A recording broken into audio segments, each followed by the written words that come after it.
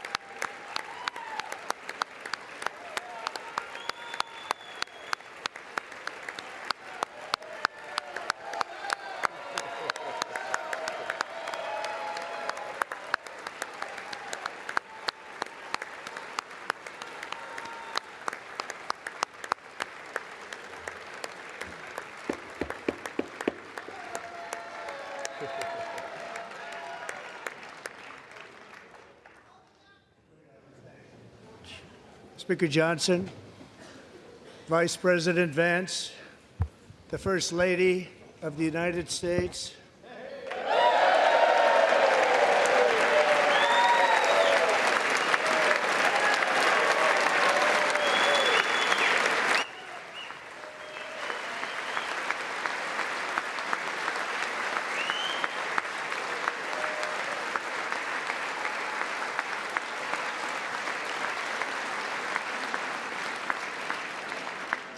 members of the United States Congress, thank you very much. And to my fellow citizens, America is back.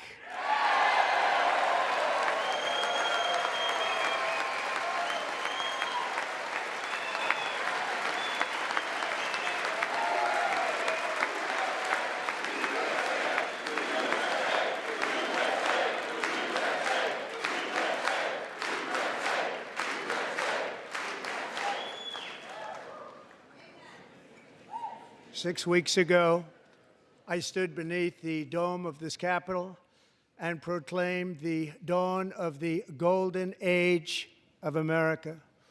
From that moment on, it has been nothing but swift and unrelenting action to usher in the greatest and most successful era in the history of our country.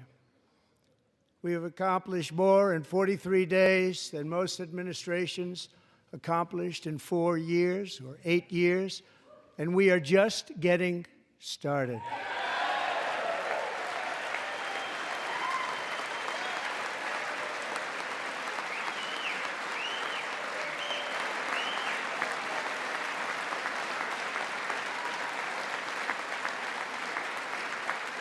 Thank you.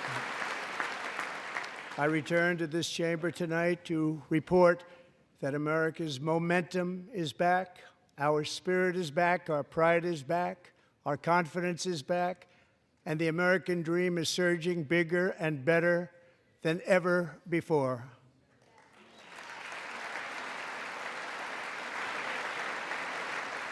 The American dream is unstoppable, and our country is on the verge of a comeback, the likes of which the world has never witnessed and perhaps will never witness again. There's never been anything like it. The presidential election of November 5th was a mandate like has not been seen in many decades. We won all 7 swing states, giving us an electoral college victory of 312 votes.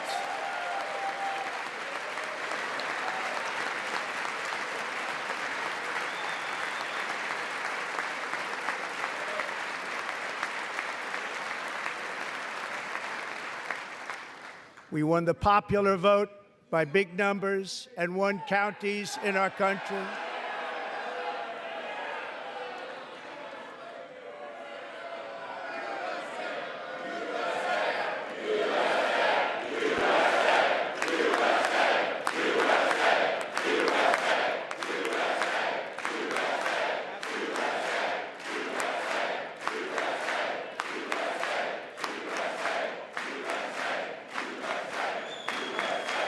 And won counties in our country, 2,700 to 525, on a map that reads almost completely red for Republican.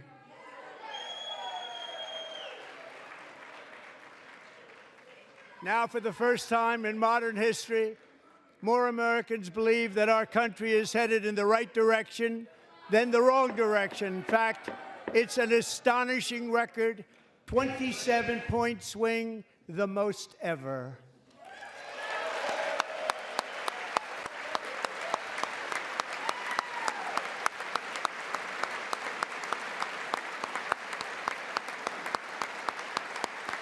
Likewise, small business optimism saw its single largest one-month gain ever recorded. Mr. President. A 41-point jump.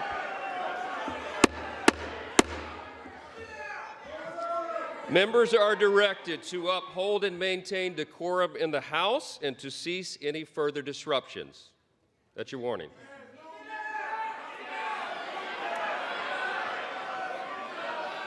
Members are engaging in willful and continuing breach of decorum, and the chair is prepared to direct the Sergeant-at-Arms to restore order to the joint session.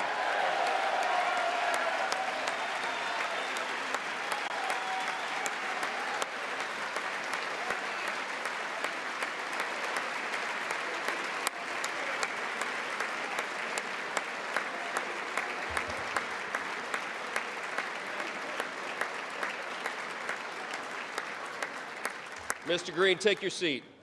Take your seat, sir. Take your seat. Finding that members continue to engage in willful and concerted disruption of proper decorum, the chair now directs the Sergeant-at-Arms to restore order. Remove this gentleman from the chamber.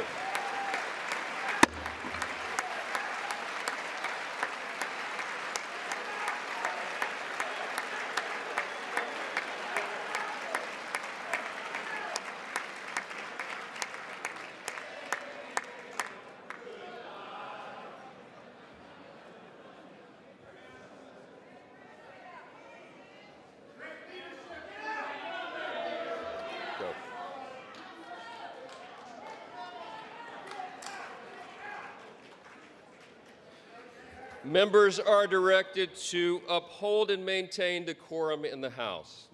Mr. President, you continue. Thank you.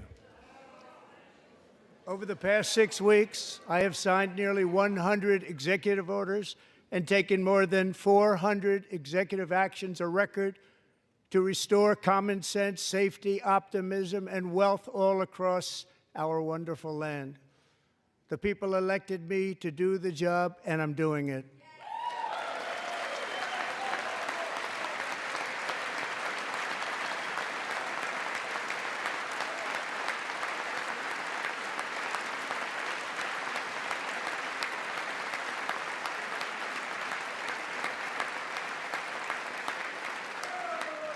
In fact, it has been stated by many that the first month of our presidency, it's our presidency, is the most successful in the history of our nation.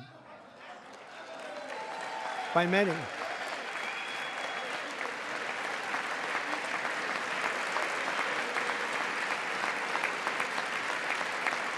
And what makes it even more impressive is that, do you know who number 2 is? George Washington. How about that? How about that? I don't know about that list, but we'll take it.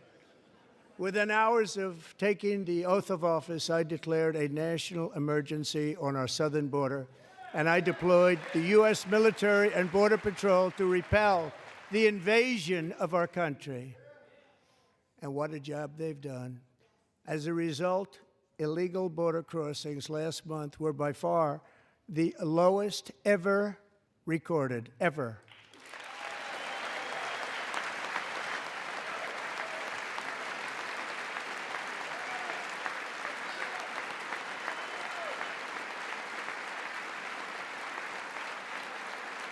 They heard my words and they chose not to come. Much easier that way.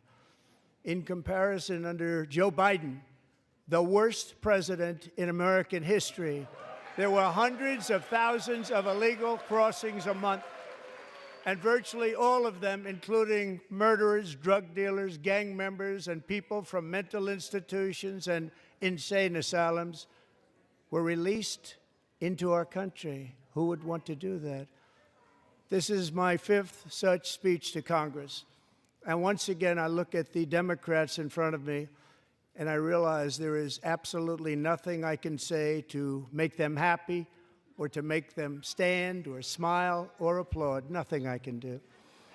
I could find a cure to the most devastating disease, a disease that would wipe out entire nations, or announce the answers to the greatest economy in history, or the stoppage of crime to the lowest levels ever recorded.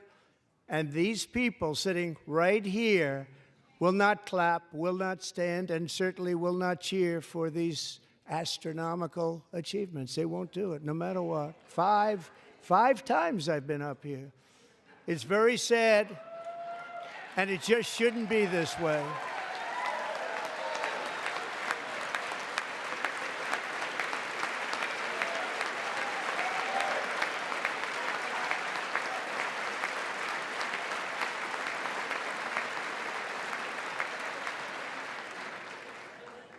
So Democrats sitting before me, for just this one night, why not join us in celebrating so many incredible wins for America? For the good of our nation, let's work together and let's truly make America great again.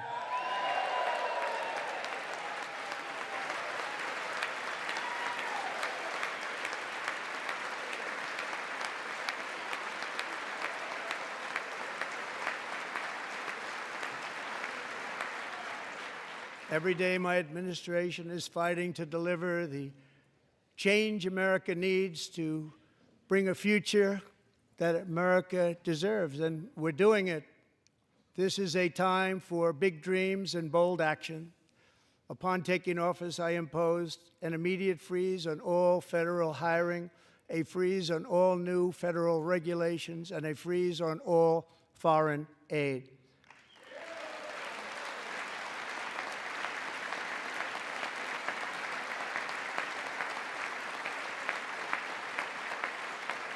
I terminated the ridiculous Green New Scam. I withdrew from the unfair Paris Climate Accord, which was costing us trillions of dollars that other countries were not paying. I withdrew from the corrupt World Health Organization.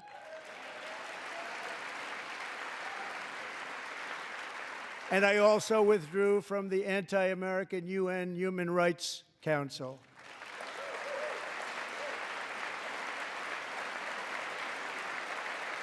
We ended all of Biden's environmental restrictions that were making our country far less safe and totally unaffordable. And importantly, we ended the last administration's insane electric vehicle mandate, saving our auto workers and companies from economic destruction.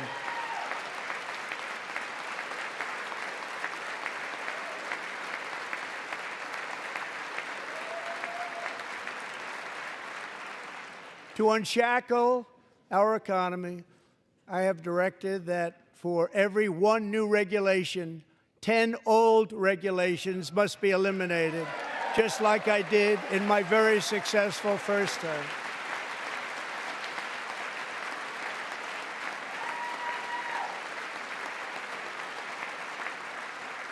And in that first term, we set records on ending unnecessary rules and regulations like no other president had done before. We ordered all federal workers to return to the office. They will either show up for work in person or be removed from their job.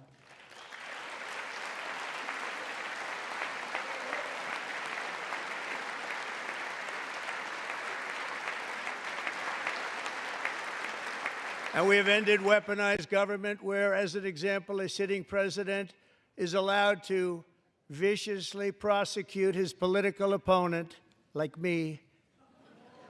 How did that work out? Not too good. Not too good.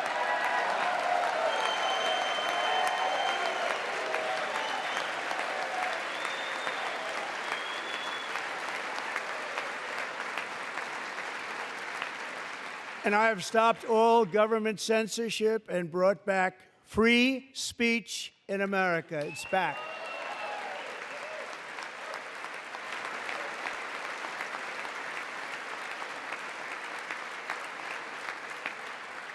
And 2 days ago, I signed an order making English the official language of the United States of America.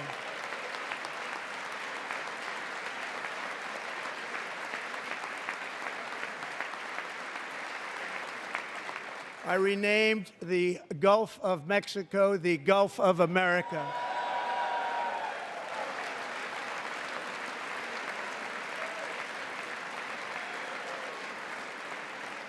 And likewise, I renamed, for a great president, William McKinley, Mount McKinley again. Beautiful Alaska. We love Alaska.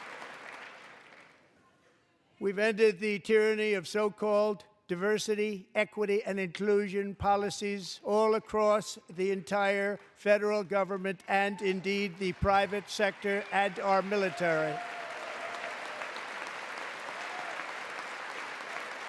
And our country will be woke no longer.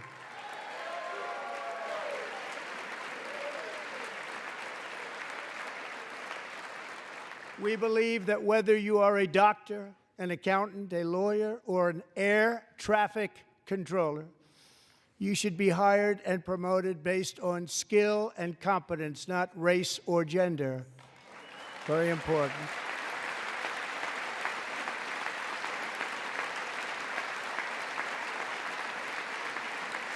You should be hired based on merit. And the Supreme Court, in a brave and very powerful decision, has allowed us to do so. Thank you. Thank you very much. Thank you. We have removed the poison of critical race theory from our public schools, and I signed an order making it the official policy of the United States government that there are only two genders, male and female.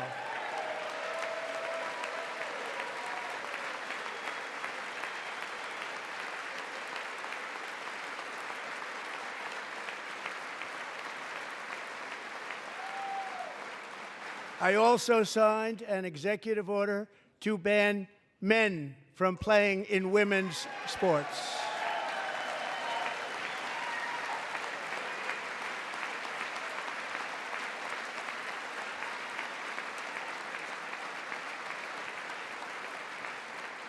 Three years ago, Peyton McNabb was an all-star high school athlete, one of the best, preparing for a future in college sports.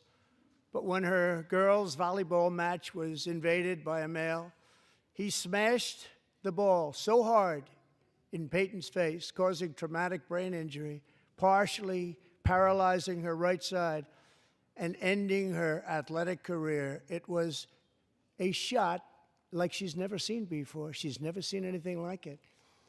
Peyton is here tonight in the gallery, and Peyton, from now on, schools will kick the men off the girls' team, or they will lose all federal funding.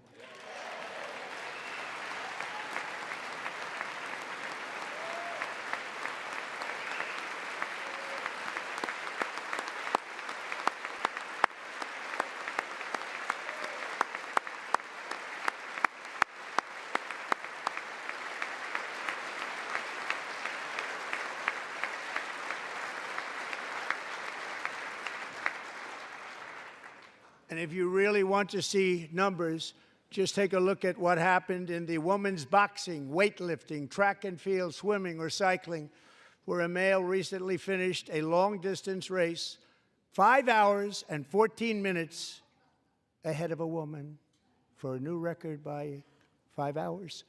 Broke the record by 5 hours. It's demeaning for women, and it's very bad for our country. We're not going to put up with it any longer.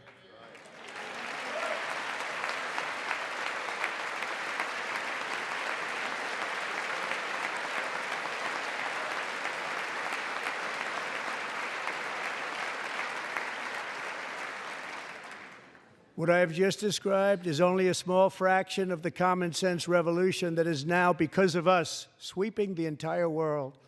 Common sense has become a common theme, and we will never go back. Never. Never going to let that happen. Among my very highest priorities is to rescue our economy and get dramatic and immediate relief to working families. As you know, we inherited from the last administration an economic catastrophe and an inflation nightmare. Their policies drove up energy prices, pushed up grocery costs, and drove the necessities of life out of reach for millions and millions of Americans. They've never had anything like it. We suffered the worst inflation in 48 years, but perhaps even in the history of our country. They're not sure. As president, I'm fighting every day to reverse this damage and make America affordable again.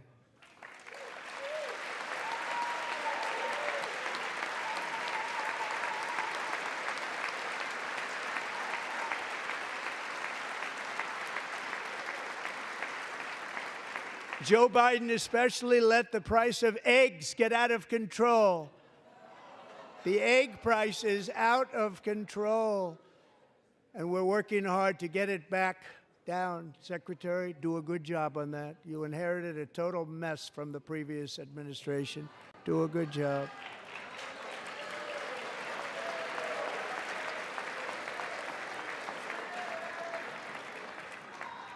A major focus of our fight to defeat inflation is rapidly reducing the cost of energy.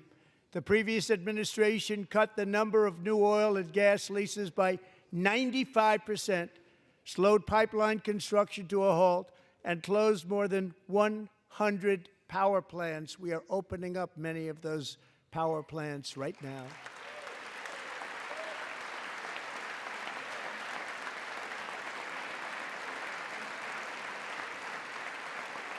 And frankly, we have never seen anything like it. That's why on my first day in office, I declared a national energy emergency.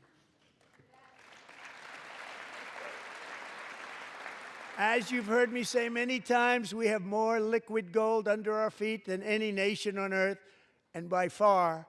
And now I fully authorize the most talented team ever assembled to go and get it.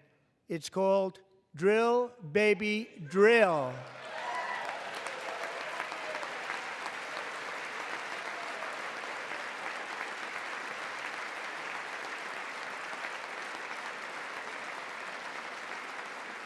My administration is also working on a gigantic natural gas pipeline in Alaska, among the largest in the world, where Japan, South Korea, and other nations want to be our partner with investments of trillions of dollars each. There's never been anything like that one. It will be truly spectacular. It's all set to go. The permitting is gotten. And later this week, I will also take historic action to dramatically expand production of critical minerals and rare earths here in the USA.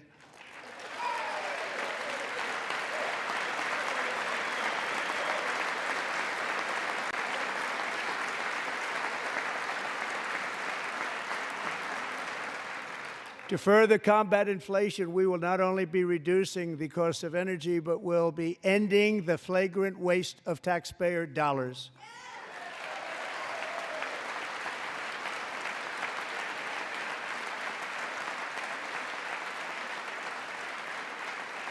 And to that end, I have created the brand new Department of Government Efficiency, DOGE.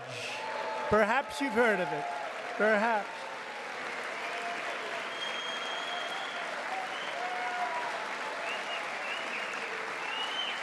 Which is headed by Elon Musk, who is in the gallery tonight.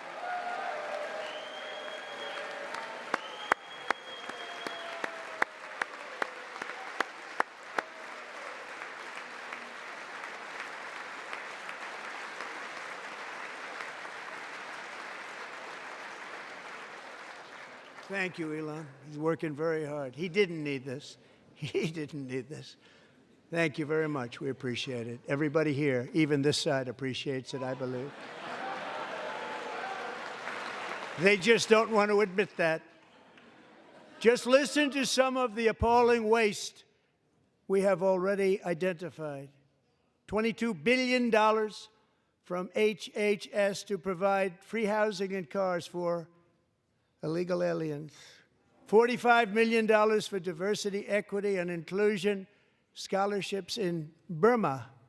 $40 million to improve the social and economic inclusion of sedentary migrants. Nobody knows what that is. $8 million to promote LGBTQI+ in the African nation of Lesotho, which nobody has ever heard of. $60 million for indigenous peoples and Afro-Colombian empowerment in Central America, $60 million. $8 million for making mice transgender. This is real. $32 million for a left-wing propaganda operation in Moldova. $10 million for male circumcision in Mozambique. $20 million for the Arab Sesame Street in the Middle East. It's a program. $20 million for a program. $1.9 billion to recently created Decarbonization of Homes Committee, headed up, and we know she's involved. Just at the last moment, the money was passed over by a woman named Stacey Abrams. Have you ever heard of her? A $3.5 million consulting contract for lavish fish monitoring. $1.5 million for voter confidence in Liberia. $14 million for social cohesion in Mali. $59 million for illegal alien hotel rooms in New York City. He's a real estate developer. He's done very well. $250,000 to increase vegan local climate action innovation in Zambia. $42 million for social and behavior change in Uganda. $14 million for improving public procurement in Serbia. $47 million for improving learning outcomes in Asia. Asia's doing very well with learning. I don't know what we're doing. We should use it ourselves. And $101 million for DEI contracts at the Department of Education, the most ever paid, nothing even like it. Under the Trump administration, all of these scams, and they're far worse, but I didn't think it was appropriate to talk about them. They're so bad. Many more have been found out and exposed and swiftly terminated by a group of very intelligent, mostly young people, headed up by Elon, and we appreciate it. We found hundreds of billions of dollars of fraud.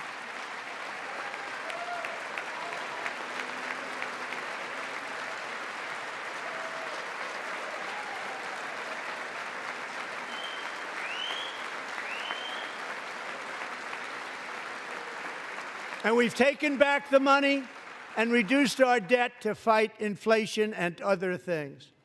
Taken back a lot of that money. We got it just in time. This is just the beginning. The Government Accountability Office, a federal government office, has estimated annual fraud of over $500 billion in our nation, and we are working very hard to stop it. We're going to. We're also identifying shocking levels of incompetence and probable fraud in the Social Security program for our seniors, and that our seniors and people that we love rely on. Believe it or not, government databases list 4.7 million Social Security members from people aged 100 to 109 years old. It lists 3.6 million people from ages 110 to 119. I don't know any of them. I know some people that are rather elderly, but not quite that elderly. 3.47 million people from ages 120 to 129. 3.9 million people from ages 130 to 139. 3.5 million people from ages 140 to 149. And money is being paid to many of them, and we're searching right now. In fact, Pam, good luck. Good luck. You're going to find it.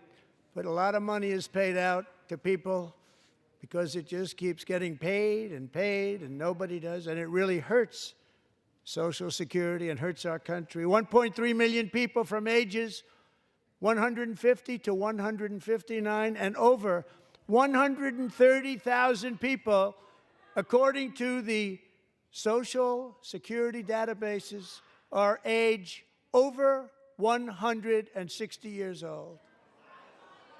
We have a healthier country than I thought, Bobby.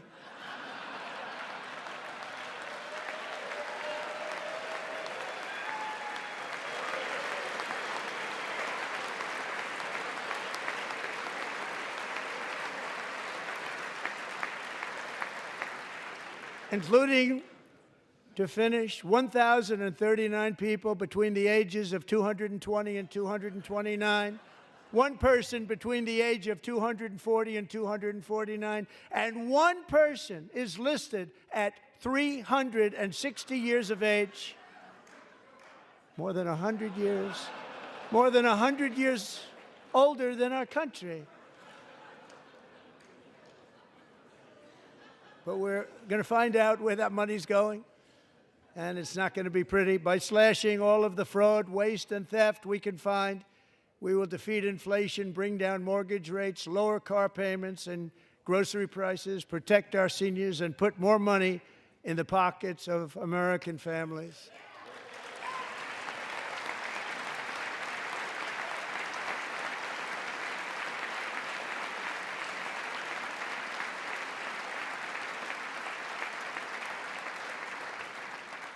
And today, interest rates took a beautiful drop, big, beautiful drop. It's about time.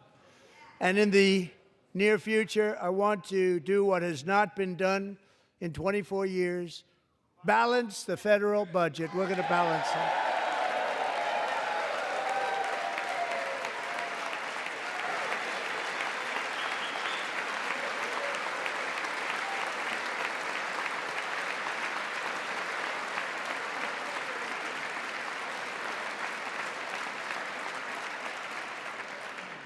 With that goal in mind, we have developed in great detail what we are calling the Gold Card, which goes on sale very, very soon. For $5 million, we will allow the most successful job-creating people from all over the world to buy a path to U.S. citizenship. It's like the green card, but better and more sophisticated. And these people will have to pay tax in our country. They won't have to pay tax from where they came. The money that they've made, you wouldn't want to do that, but they have to pay tax, create jobs. They'll also be taking people out of colleges and paying for them so that we can keep them in our country instead of having them being forced out. Number one, at the top school, as an example, being forced out and not being allowed to stay and create tremendous numbers of jobs and great success for a company out there. So while we take out the criminals, killers, traffickers, and child predators who are allowed to enter our country under the open border policy of these people, the Democrats, the Biden administration, the open border insane policies that you've allowed to destroy our country, we will now bring in brilliant, hardworking, job-creating people. They're going to pay a lot of money, and we're going to reduce our debt with that money.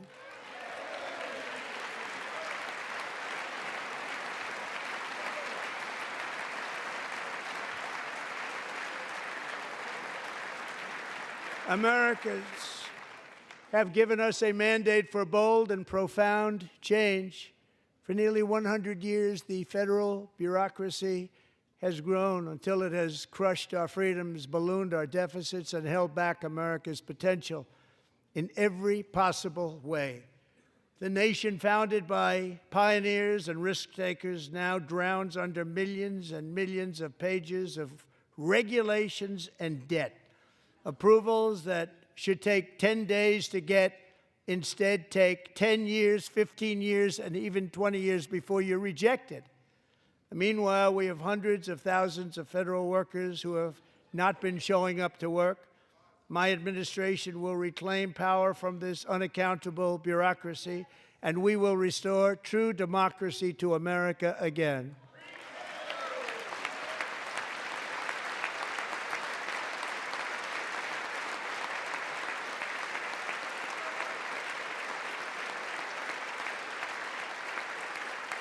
And any federal bureaucrat who resists this change will be removed from office immediately. Because we are draining the swamp. It's very simple. And the days of rule by unelected bureaucrats are over.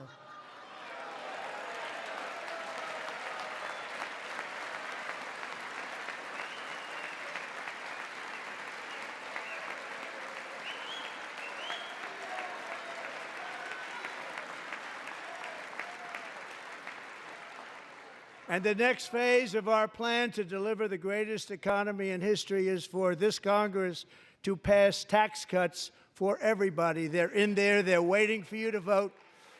And I'm sure that the people on my right, I don't mean the Republican right, but my right here, I'm sure you're going to vote for those tax cuts, because otherwise I don't believe the people will ever vote you into office. So I'm doing you a big favor by telling you that. But I know this group is going to be voting for the tax cuts.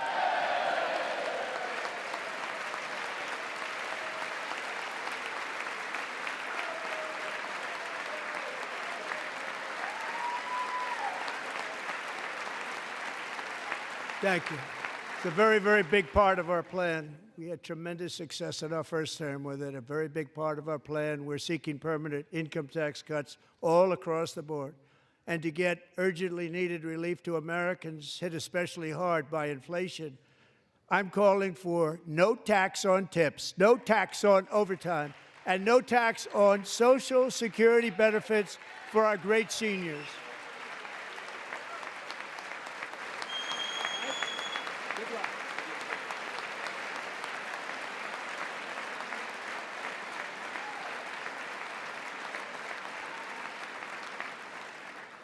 And I also want to make interest payments on car loans tax deductible, but only if the car is made in America.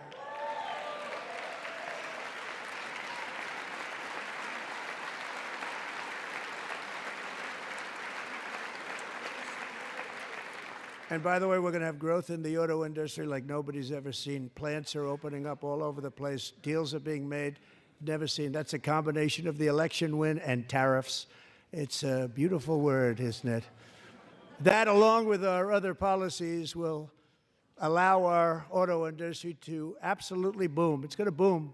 Spoke to the majors today, all three, the top people, and they're so excited. In fact, already numerous car companies have announced that they will be building massive automobile plants in America, with Honda just announcing a new plant in Indiana, one of the largest anywhere in the world.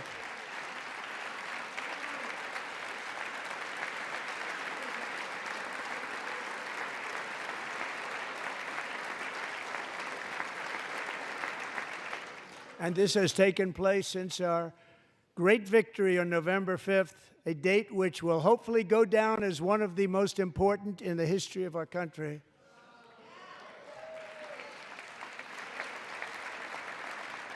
In addition, as part of our tax cuts, we want to cut taxes on domestic production and all manufacturing. And just as we did before, we will provide 100% expensing. It will be retroactive to January 20th, 2025. And it was one of the main reasons why our tax cuts were so successful in our first term, giving us the most successful economy in the history of our country. First term. We had a great first term.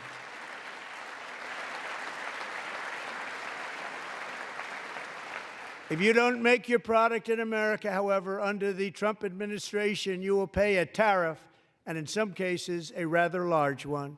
Other countries have used tariffs against us for decades, and now it's our turn to start using them against those other countries. On average, the European Union, China, Brazil, India, Mexico, and Canada, have you heard of them? And countless other nations charge us tremendously higher tariffs than we charge them. It's very unfair. India charges us auto tariffs higher than 100%.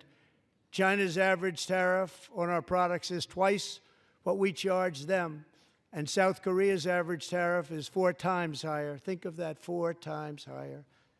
And we give so much help militarily and in so many other ways to South Korea. But that's what happens. This is happening by friend and foe. This system is not fair to the United States and never was. And so on April 2nd, I wanted to make it April 1st, but I didn't want to be accused of April Fool's Day. That's not, just one day cost us a lot of money. But we're going to do it in April. I'm a very superstitious person. April 2nd reciprocal tariffs kick in. And whatever they tariff us, other countries, we will tariff them. That's reciprocal, back and forth. Whatever they tax us, we will tax them.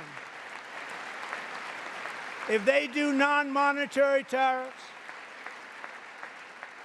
to keep us out of their market, then we will do non-monetary barriers to keep them out of our market. There's a lot of that, too. They don't even allow us in their market. We will take in trillions and trillions of dollars and create jobs like we have never seen before. I did it with China, and I did it with others, and the Biden administration couldn't do anything about it because there was so much money they couldn't do anything about it. We have been ripped off for decades by nearly every country on earth, and we will not let that happen any longer.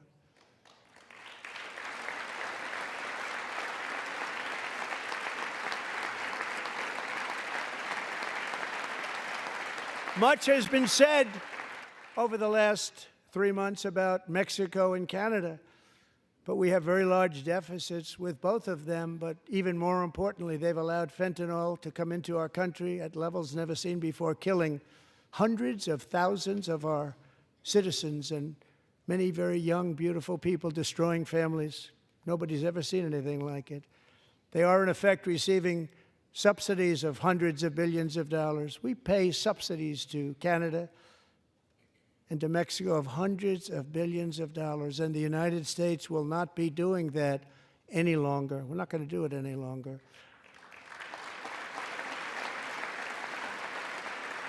Thanks to our America First policies we're putting into place, we have had $1.7 trillion of new investment in America in just the past few weeks. The combination of the election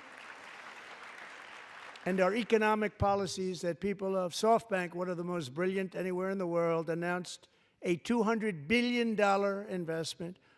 OpenAI and Oracle, Larry Ellison, announced $500 billion investment, which they wouldn't have done if Kamala had won.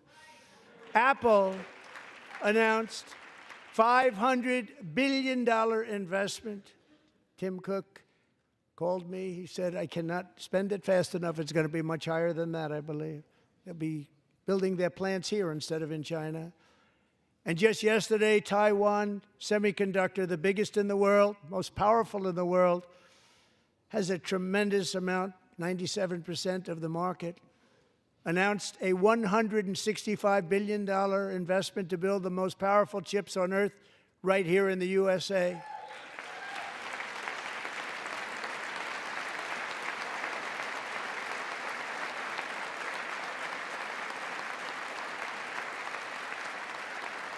And we're not giving them any money. Your CHIPS Act is a horrible, horrible thing. We give hundreds of billions of dollars, and it doesn't mean a thing. They take our money and they don't spend it.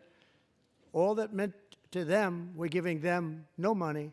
All that was important to them was they didn't want to pay the tariffs, so they came and they're building, and many other companies are coming.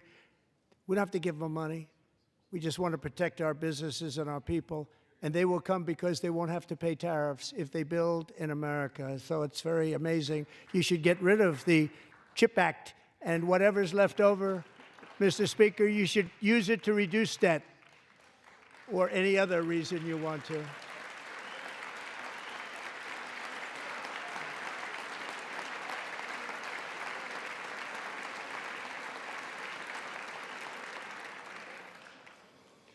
Our new trade policy will also be great for the American farmer. I love the farmer, who will now be selling into our home market, the USA, because nobody is going to be able to compete with you. Because those goods that come in from other countries and companies, they're really in a bad position in so many different ways. They're uninspected. They may be very dirty and disgusting, and they come in and they pour in, and they hurt our American farmers. The tariffs will go on agricultural product coming into America, and our farmers, starting on April 2nd, it may be a little bit of an adjustment period, We had that before when I made the deal with China, $50 billion of purchases, and I said, just bear with me, and they did. They did. Probably have to bear with me again, and this will be even better. That was great. The problem with it was that Biden didn't enforce it. He didn't enforce it. $50 billion of purchases, and we were doing great, but Biden did not enforce it, and it hurt our farmers. But our farmers are going to have a field day right now. So to our farmers, have a lot of fun. I love you too. I love you too. It's all going to happen.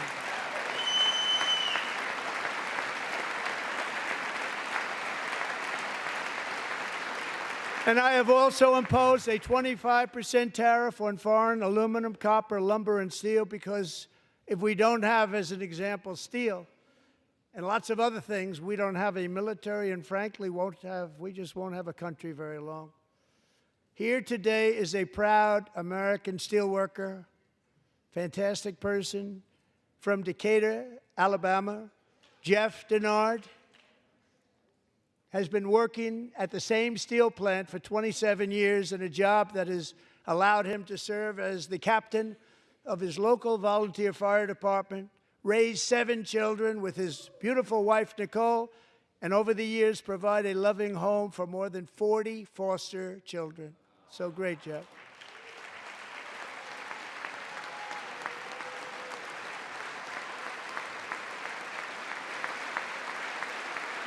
Thank you, Jeff.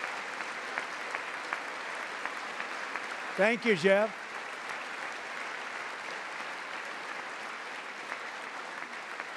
Stories like Jeff's remind us that tariffs are not just about protecting American jobs. They're about protecting the soul of our country. Tariffs are about making America rich again and making America great again, and it's happening, and it will happen rather quickly. There'll be a little disturbance, but we're okay with that. It won't be much. No, you're not. Oh. And look where Biden took us. Very low, the lowest we've ever been. Jeff, I want to thank you very much. And I also want to recognize another person who has devoted herself to foster care community. She works so hard on it. A very loving person, our magnificent First Lady of the United States.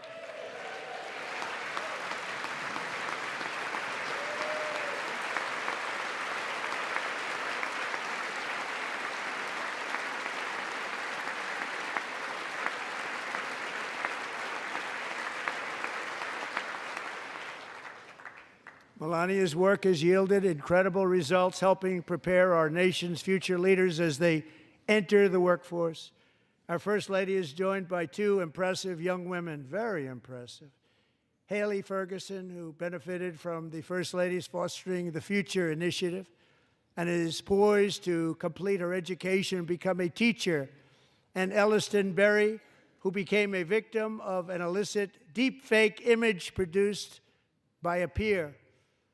With Elliston's help, the Senate just passed the Take It Down Act, and this is so important. Thank you very much, John. John Thune, thank you. Stand up, John. Thank you, John.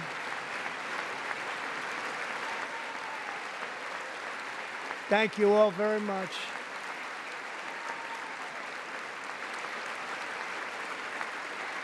Thank you. And thank you to John Thune and the Senate. Great job. To criminalize the publication of such images online is a terrible, terrible thing. And once it passes the House, I look forward to signing that bill into law. Thank you. And I'm going to use that bill for myself, too, if you don't mind. Because nobody gets treated worse than I do online. Nobody. That's great. Thank you very much to the Senate. Thank you. But if we truly care about protecting Americans' children, no step is more crucial than securing America's borders. Over the past 4 years, 21 million people poured into the United States. Many of them were murderers, human traffickers, gang members, and other criminals from the streets of dangerous cities all throughout the world. Because of Joe Biden's insane and very dangerous open border policies, they are now strongly embedded in our country, but we are getting them out and getting them out fast.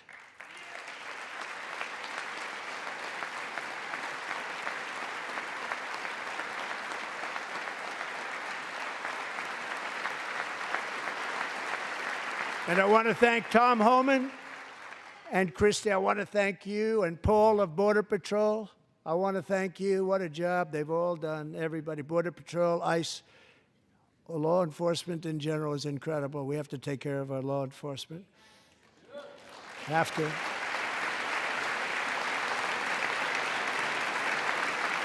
Last year,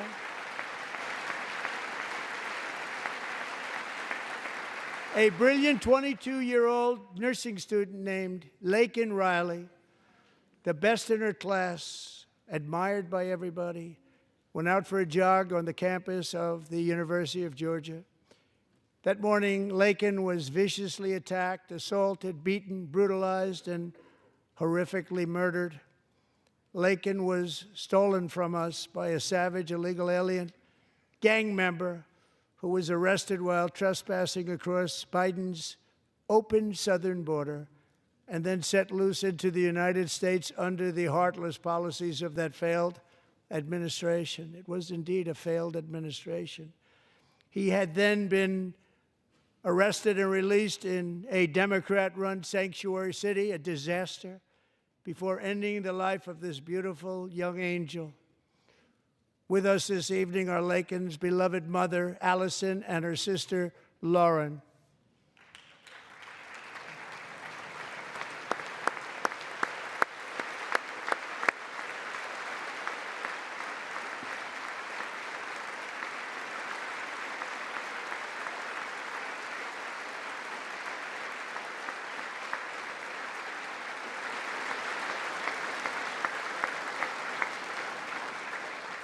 Last year, I told Laken's grieving parents that we would ensure their daughter would not have died in vain.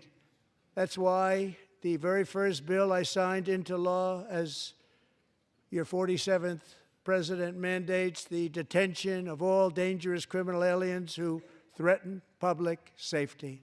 It's a very strong, powerful act.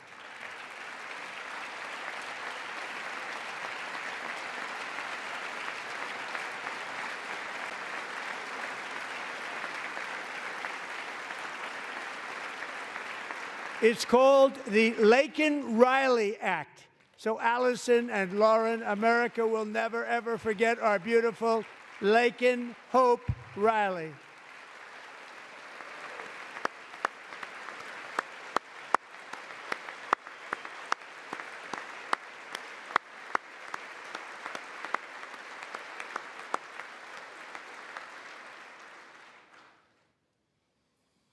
Thank you very much.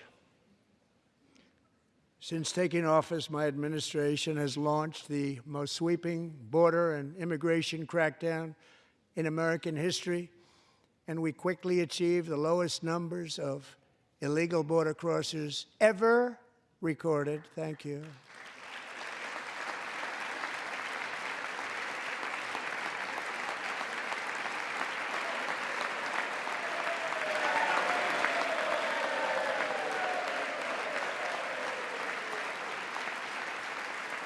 The media and our friends in the Democrat Party kept saying we needed new legislation, we must have legislation to secure the border.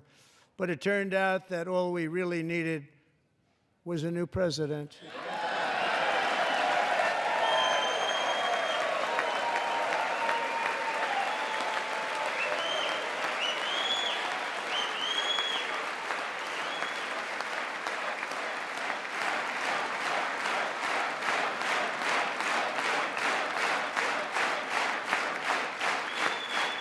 Thank you.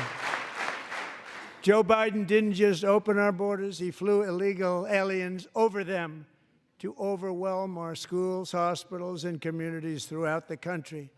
Entire towns like Aurora, Colorado, and Springfield, Ohio, buckled under the weight of the migrant occupation and corruption like nobody's ever seen before. Beautiful towns destroyed. Now, just as I promised in my inaugural address, we are achieving the great liberation of America.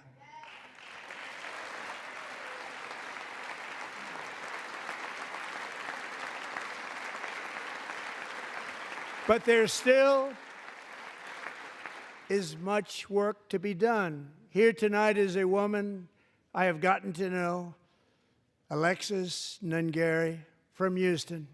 Wonderful woman. Last June, Alexis's 12-year-old daughter, her precious Jocelyn, walked to a nearby convenience store.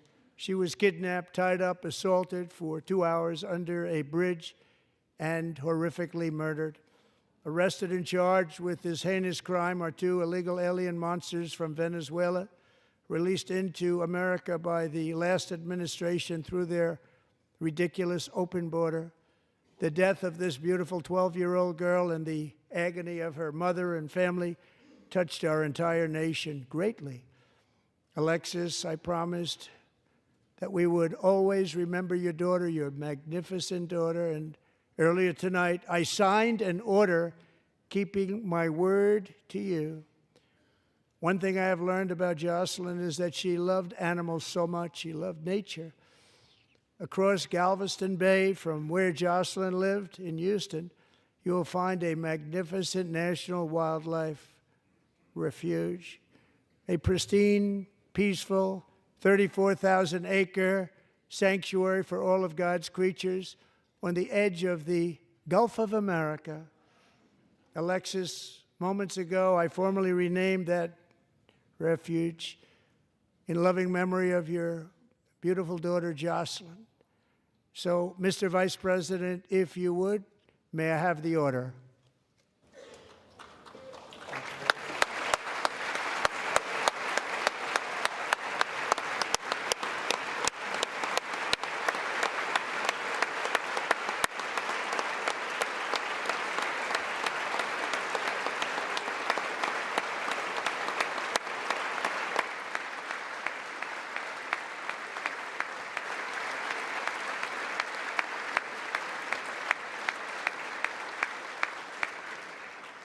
Thank you very much.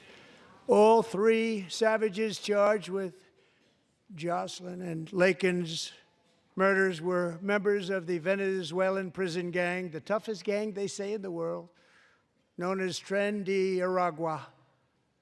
2 weeks ago, I officially designated this gang, along with MS-13 and the bloodthirsty Mexican drug cartels, as foreign terrorist organizations.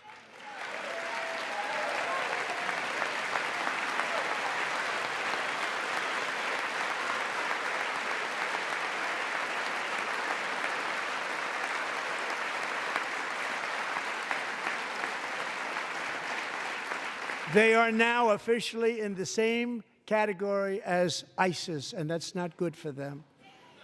Countless thousands of these terrorists were welcomed into the U.S. by the Biden administration.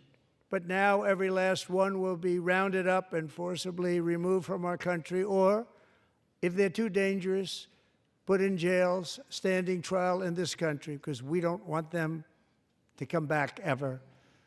With us this evening is a warrior on the front lines of that battle, Border Patrol Agent Roberto Ortiz. Great guy.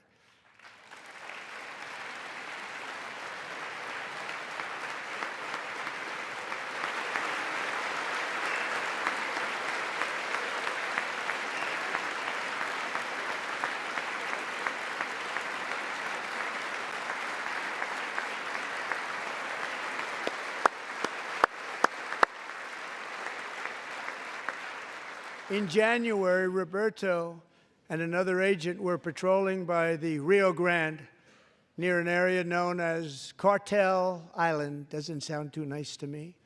When heavily armed gunmen started shooting at them, Roberto saw that his partner was totally exposed, at great danger, and he leapt into action, returning fire and providing crucial seconds for his fellow agent to seek safety, just barely.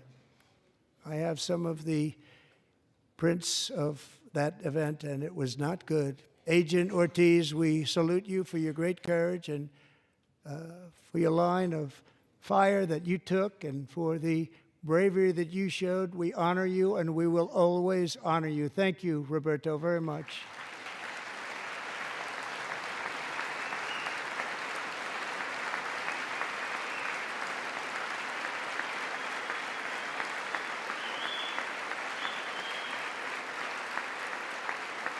Thank you, Roberta.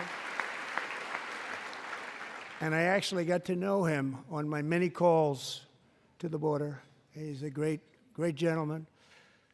The territory to the immediate south of our border is now dominated entirely by criminal cartels that murder, rape, torture, and exercise total control. They have total control over a whole nation, posing a grave threat to our national security.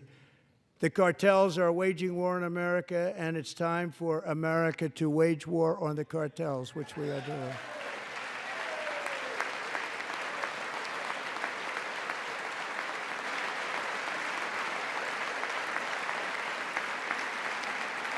Five nights ago, Mexican authorities, because of our tariff policies being imposed on them, think of this, handed over to us 29 of the biggest cartel leaders in their country. That has never happened before. They want to make us happy. First time ever. But we need Mexico and Canada to do much more than they've done, and they have to stop the fentanyl and drugs pouring into the USA. They're going to stop it. I have sent Congress a detailed funding request laying out exactly how we will eliminate these threats to protect our homeland and complete the largest deportation operation in American history, larger even than current record holder President Dwight D. Eisenhower, a moderate man, but someone who believed very strongly in borders. Americans expect Congress to send me this funding without delay so I can sign it into law. So, Mr. Speaker, John Thune, both of you, I hope you're going to be able to do that, Mr. Speaker. Thank you. Mr. Leader, thank you. Thank you very much. And let's get it to me. I'll sign it so fast, you won't even believe it.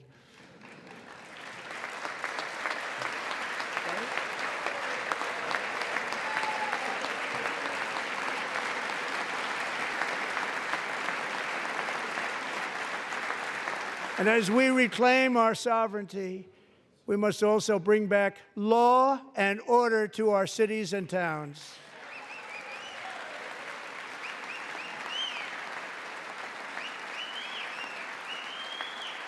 In recent years, our justice system has been turned upside down by radical left lunatics. Many jurisdictions virtually ceased enforcing the law against dangerous repeat offenders while weaponizing law enforcement against political opponents like me.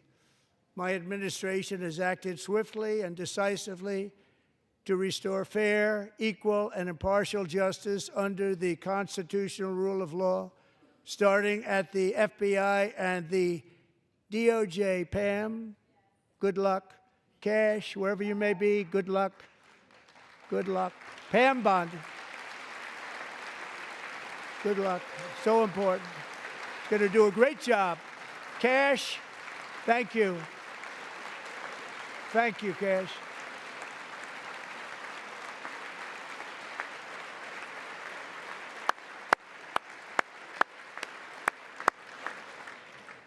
They've already started very strong. They're going to do a fantastic job. You're going to be very proud of them.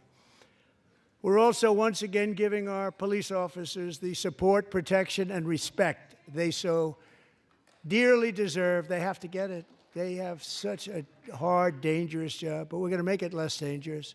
The problem is the bad guys don't respect the law, but they're starting to respect it, and they soon will respect it.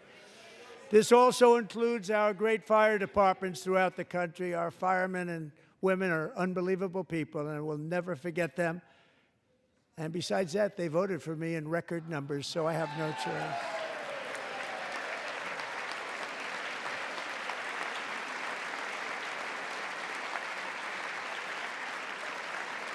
One year ago this month, 31-year-old New York police officer Jonathan Diller, unbelievably wonderful person and a great officer, was gunned down at a traffic stop on Long Island. I went to his funeral.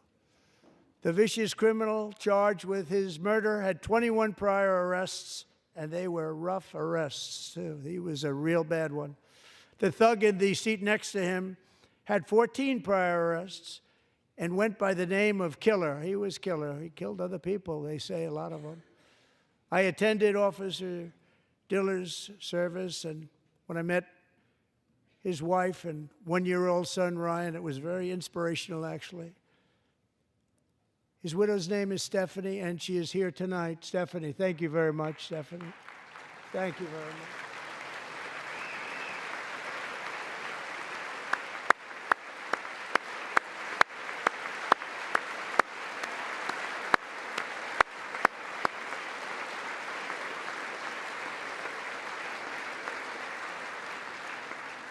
Stephanie, we're going to make sure that Ryan knows his dad was a true hero, New York's finest, and we're going to get these cold-blooded killers and repeat offenders off our streets, and we're going to do it fast. Got to stop it. They get out with 28 arrests. They push people into subway trains. They hit people over the head, back of the head with baseball bats. We got to get them out of here. I've already signed an executive order requiring a mandatory death penalty for anyone who murders a police officer. And tonight I'm asking Congress to pass that policy into permanent law.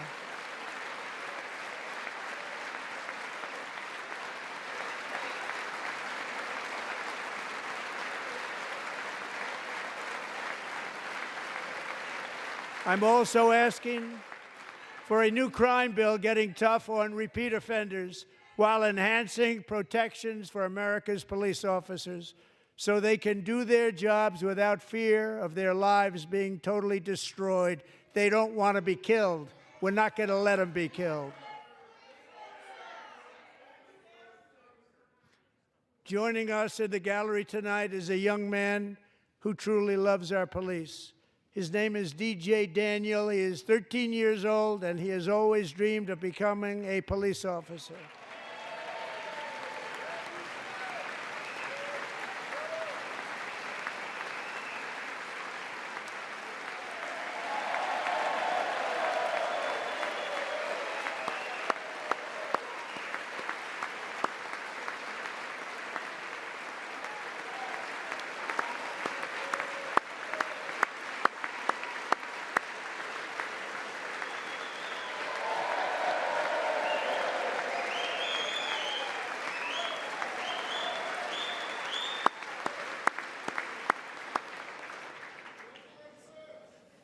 But in 2018, DJ was diagnosed with brain cancer. The doctors gave him 5 months at most to live. That was more than 6 years ago.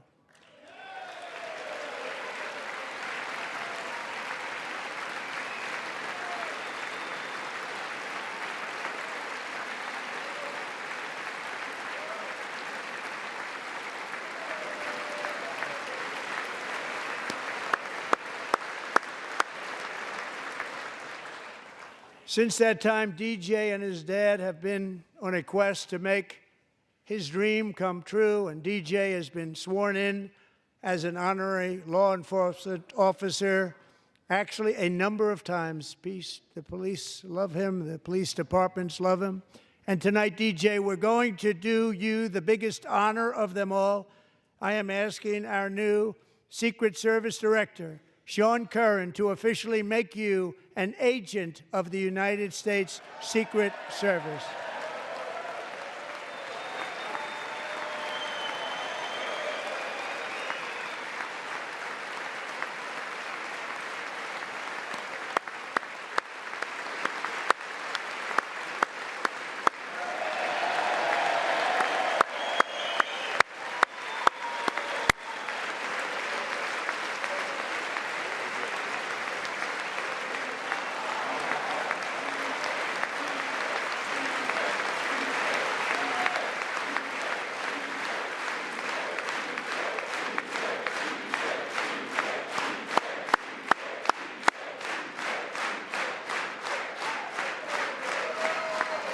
Thank you, DJ. DJ's doctors believe his cancer likely came from a chemical he was exposed to when he was younger. Since 1975, rates of child cancer have increased by more than 40%. Reversing this trend is one of the top priorities for our new presidential commission to make America healthy again, chaired by our new Secretary of Health and Human Services, Robert F. Kennedy, Jr.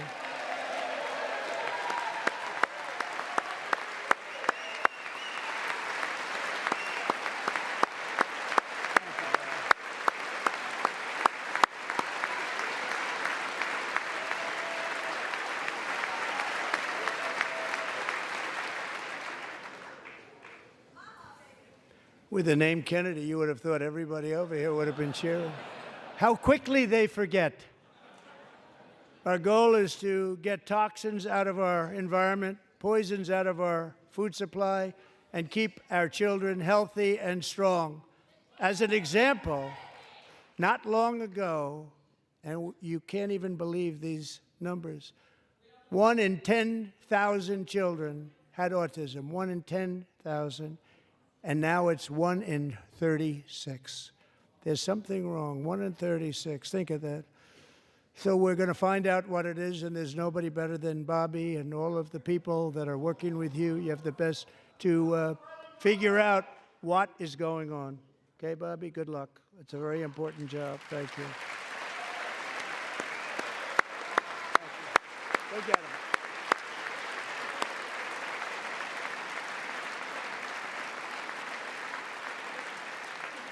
Thank you. My administration is also working to protect our children from toxic ideologies in our schools. A few years ago, January Littlejohn and her husband discovered that their daughter's school had secretly socially transitioned their 13-year-old little girl. Teachers and administrators conspired to deceive January and her husband while encouraging her daughter to use a new name and pronouns. They, them pronoun, actually, all without telling January, who is here tonight and is now a courageous advocate against this form of child abuse. January, thank you. Thank you. Thank you very much.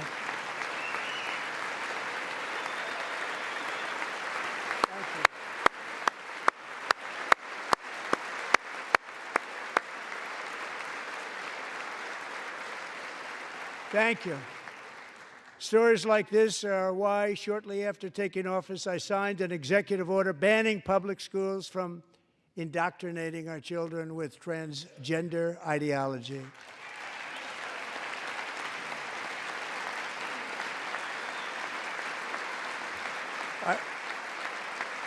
I also signed an order to cut off all taxpayer funding to any institution that engages in the sexual mutilation of our youth.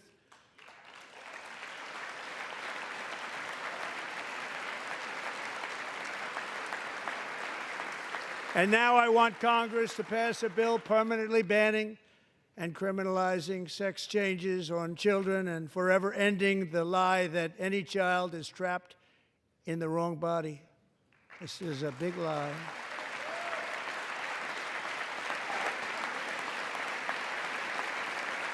And our message to every child in America is that you are perfect exactly the way God made you.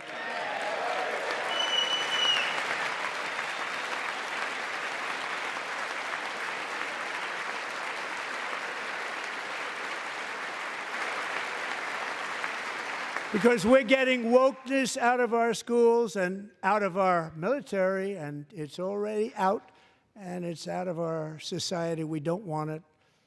Wokeness is trouble. Wokeness is bad. It's gone. It's gone. And we feel so much better for it, don't we? Don't we feel better? Our service members won't be activists and ideologues. They will be fighters and warriors. They will fight for our country. And Pete, congratulations. Secretary of Defense, congratulations.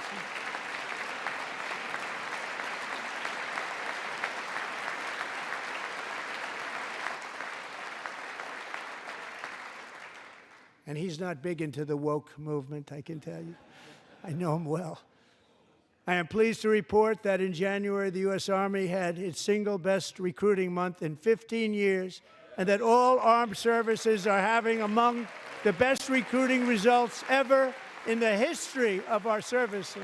What a difference.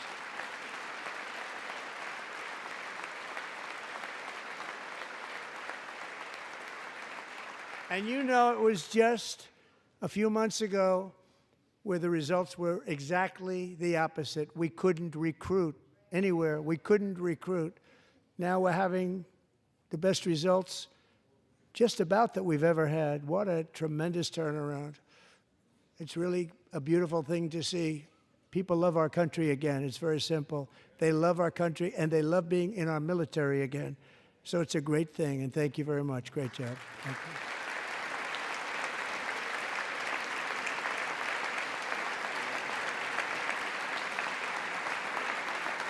We're joined tonight by a young man, Jason Hartley, who knows the weight of that call of duty. Jason's father, grandfather, and great-grandfather all wore the uniform. Jason tragically lost his dad, who was also a Los Angeles County Sheriff's deputy when he was just a boy, and now he wants to carry on the family legacy of service. Jason is a senior in high school, a six-letter varsity athlete, a really good athlete, they say, a brilliant student with a 4.46, that's good, GPA. And his greatest dream is to attend the U.S. Military Academy at West Point.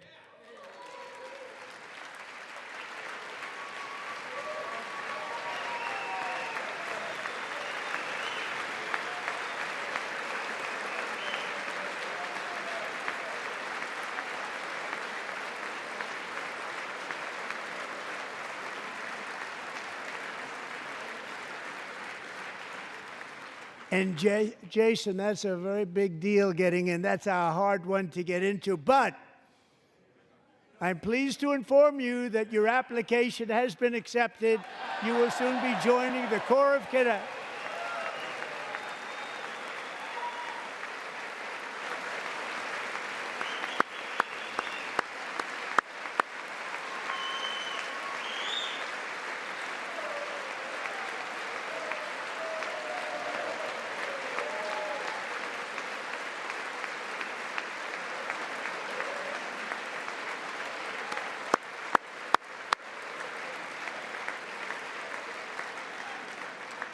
Thank you.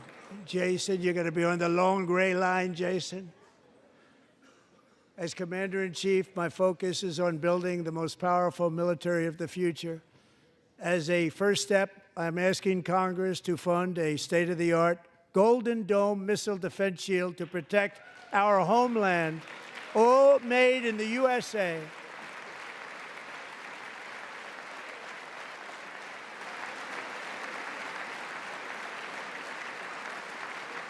And Ronald Reagan wanted to do it long ago, but the technology just wasn't there, not even close. But now we have the technology. It's incredible, actually.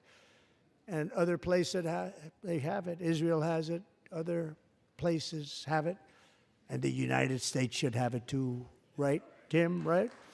They should have it too. So I want to thank you. But it's a very, very important. This is a very dangerous world. We should have it. We want to be protected, and we're going to protect our citizens like never before.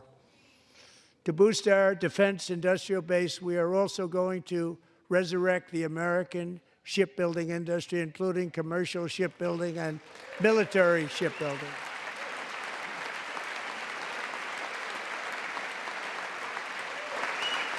And for that purpose, I am announcing tonight that we will create a new Office of Shipbuilding in the White House and offer special tax incentives to bring this industry home to America where it belongs. We used to make so many ships.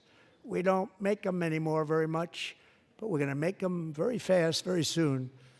It will have a huge impact. To further enhance our national security, my administration will be reclaiming the Panama Canal, and we've already started doing it.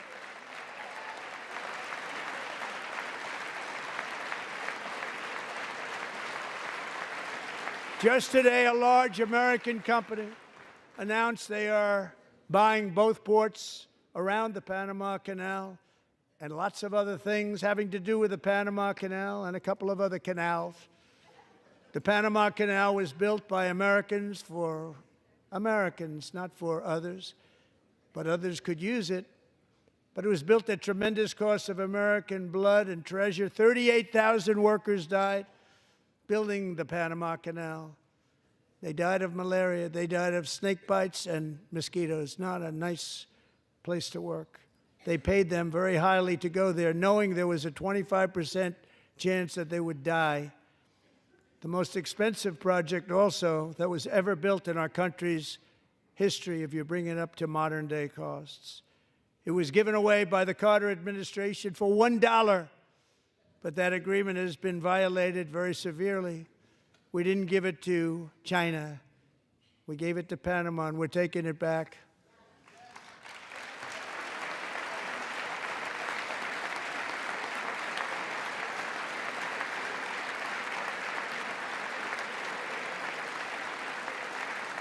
And we have Marco Rubio in charge. Good luck, Marco. Now, we know who to blame if anything goes wrong. Marco's been amazing, and he's going to do a great job. Think of it. He got 100 votes. You know, he was approved with actually 99, but the 100th was this gentleman, and I feel very certain. So let's assume he got 100 votes. And I'm either very, very happy about that or I'm very concerned about it. But he's already proven. I mean, he's a great gentleman. He's respected by everybody, and we appreciate you voting for Marco. He's going to do a fantastic job. Thank you. Thank you. He's doing a great job. Great job. And I also have a message tonight for the incredible people of Greenland. We strongly support your right to determine your own future. And if you choose, we welcome you into the United States of America. We need Greenland for national security and even international security, and we're working with everybody involved to try and get it. But we need it really for international world security, and I think we're going to get it. One way or the other, we're going to get it. We will keep you safe. We will make you rich, and together we will take Greenland to heights like you have never thought possible before. It's a very small population, but very, very large piece of land and very, very important for military security. America is once again standing strong against the forces of radical Islamic terrorism. 3.5 years ago, ISIS terrorists killed 13 American service members and countless others in the Abbey Gate bombing during the disastrous and incompetent withdrawal from Afghanistan. Not that they were withdrawing, it was the way they withdrew. Perhaps the most embarrassing moment in the history of our country. Tonight, I am pleased to announce that we have just apprehended the top terrorist responsible for that atrocity, and he is right now on his way here to face the swift sword of American justice.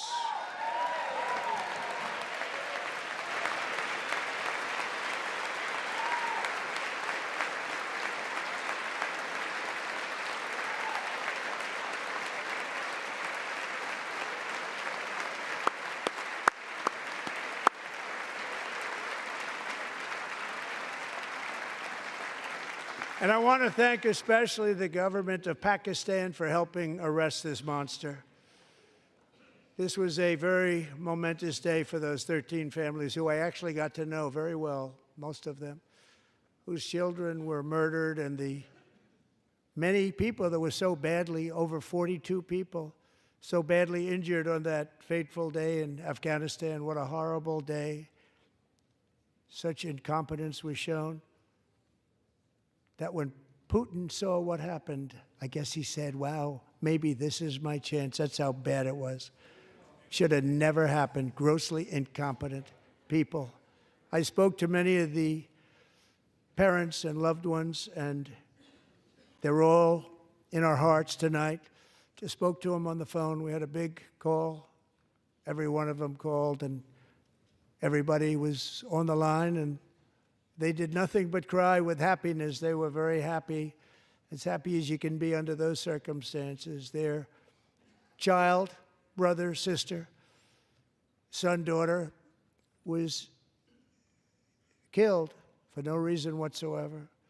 In the Middle East, we're bringing back our hostages from Gaza. In my first term, we achieved one of the most groundbreaking peace agreements in generations, the Abraham Accords.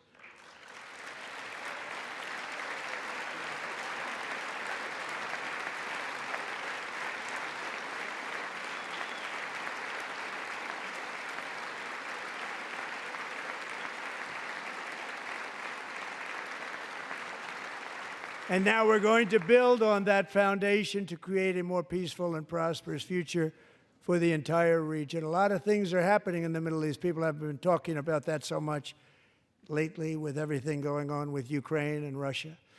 But a lot of things are happening in the Middle East. It's a rough neighborhood, actually. I'm also working tirelessly to end the savage conflict in Ukraine. Millions of Ukrainians and Russians have been needlessly killed or wounded in this horrific and brutal conflict with no end in sight. The United States has sent hundreds of billions of dollars to support Ukraine's defense with no security, with no anything.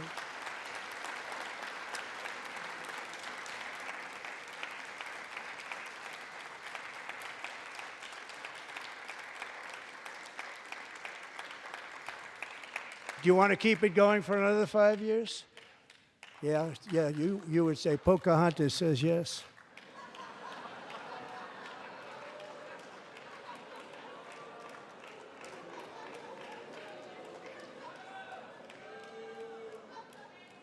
$2,000 people are being killed every single week. More than that. They're Russian young people. They're Ukrainian young people. They're not Americans. But I want it to stop. Meanwhile, Europe has sadly spent more money buying Russian oil and gas than they have spent on defending Ukraine, by far. Think of that. They've spent more buying Russian oil and gas than they have defending. And we've spent perhaps $350 billion, like taking candy from a baby. That's what happened. And they've spent $100 billion. What a difference that is. And we have an ocean separating us, and they don't. But we're getting along very well with them, and lots of good things are happening.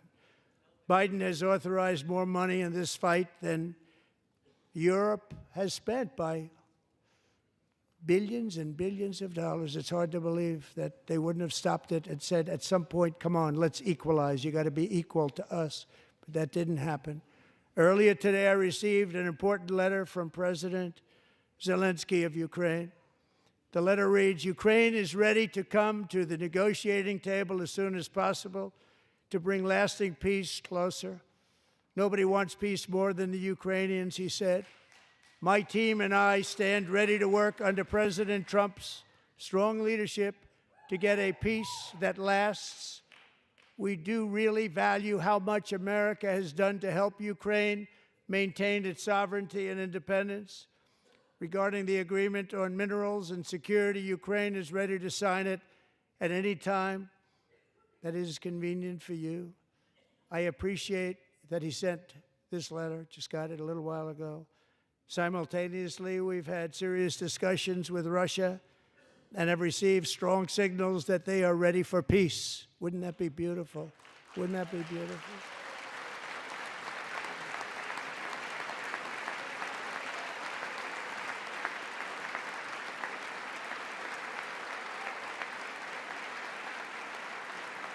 Wouldn't that be beautiful?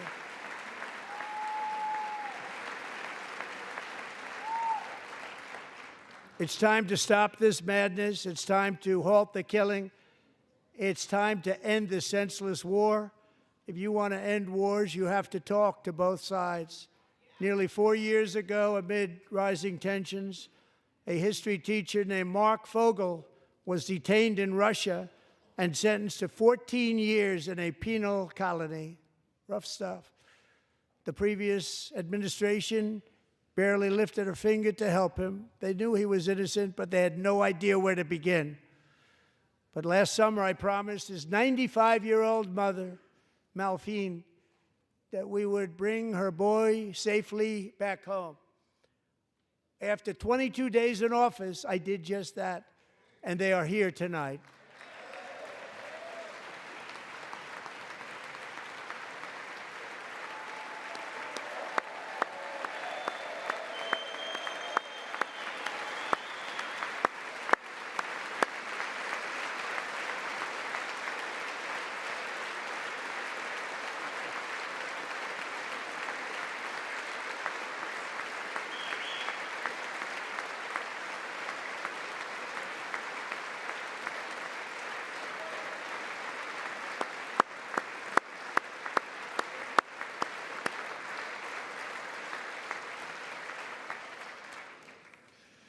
To Mark and his great mom, we are delighted to have you safe and sound and with us. As fate would have it, Mark Fogel was born in a small rural town in Butler, Pennsylvania. Have you heard of it? Where his mother has lived for the past 78 years. I just happened to go there last July 13th for a rally. That was not pleasant. And that is where I met his beautiful mom right before I walked onto that stage. And I told her I would not forget what she said about her son. And I never did I? Never forgot.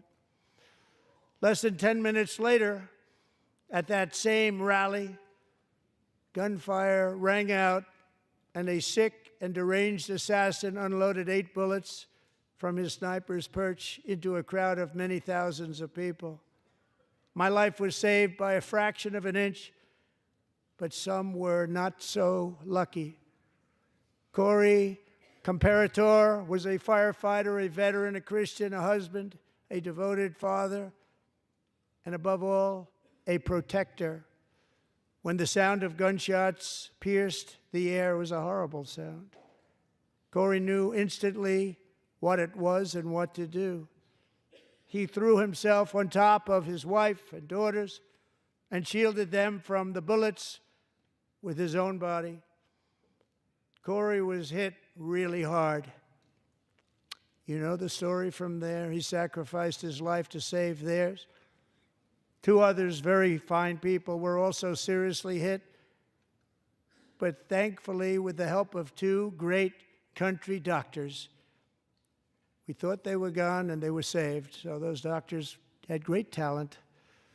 We're joined by Corey's wife, Helen, who was his high school sweetheart, and their 2 beloved daughters, Allison and Kaylee. Thank you.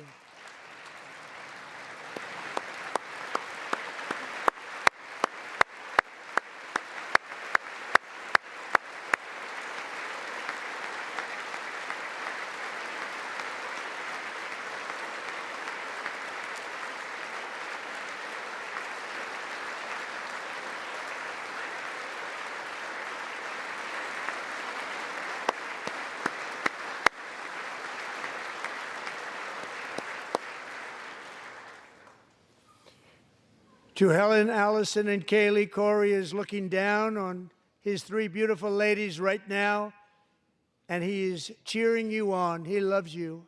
He is cheering you on.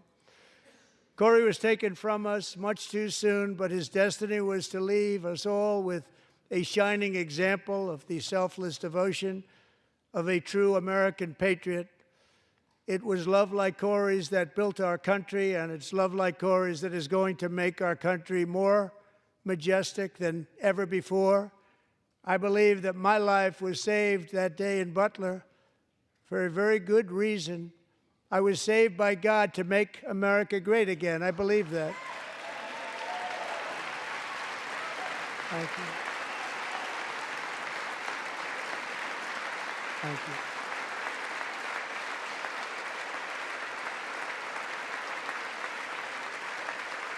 Thank you.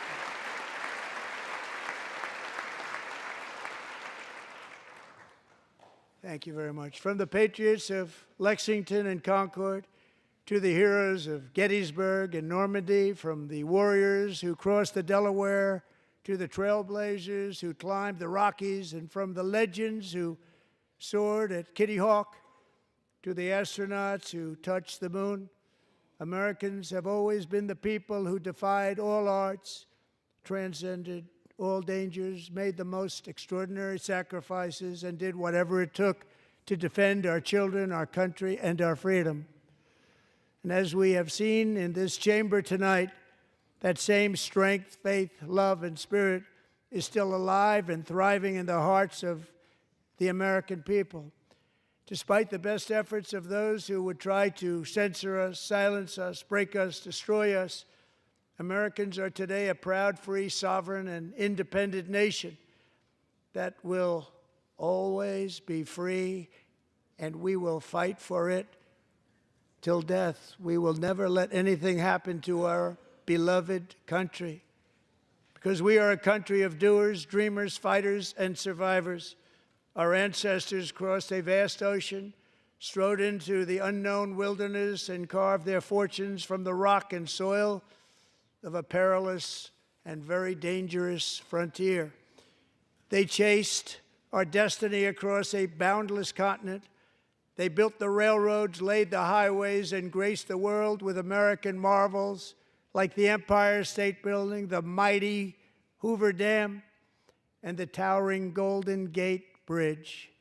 They lit the world with electricity, broke free of the force of gravity, fired up the engines of American industry, vanquished the communists, fascists, and Marxists all over the world, and gave us countless modern wonders sculptured out of iron, glass, and steel.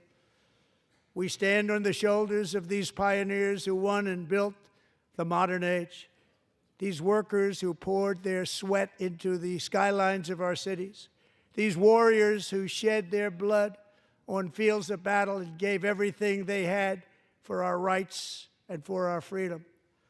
Now it is our time to take up the righteous cause of American liberty. And it is our turn to take America's destiny into our own hands and begin the most thrilling days in the history of our country. This will be our greatest era.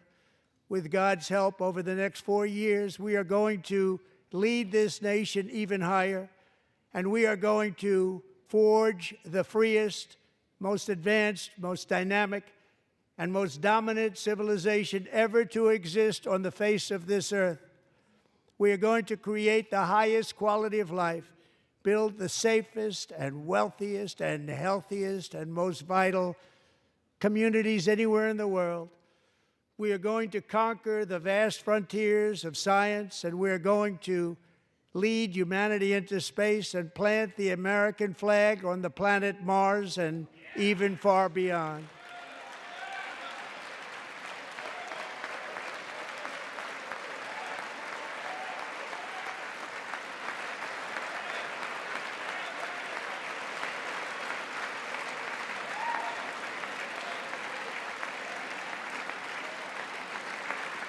And through it all, we are going to rediscover the unstoppable power of the American spirit.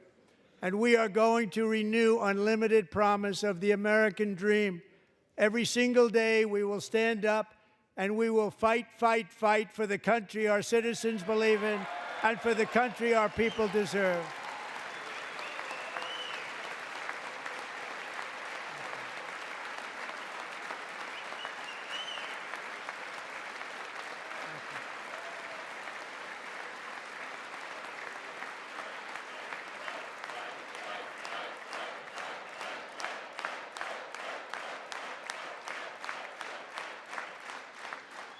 My fellow Americans, get ready for an incredible future, because the golden age of America has only just begun. It will be like nothing that has ever been seen before. Thank you, God bless you, and God bless America.